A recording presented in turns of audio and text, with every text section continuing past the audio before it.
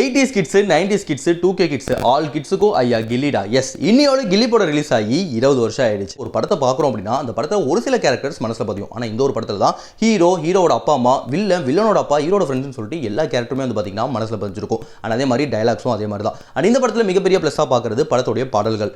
அர்ஜுனர் வில்ல ஸ்டார்ட் பண்ணி அப்படி போட வரைக்கும் இன்னைக்கு வரைக்கும் எல்லா பாட்டுமே வந்து பார்த்தீங்கன்னா சூப்பர் டூப்பர் ஹிட்.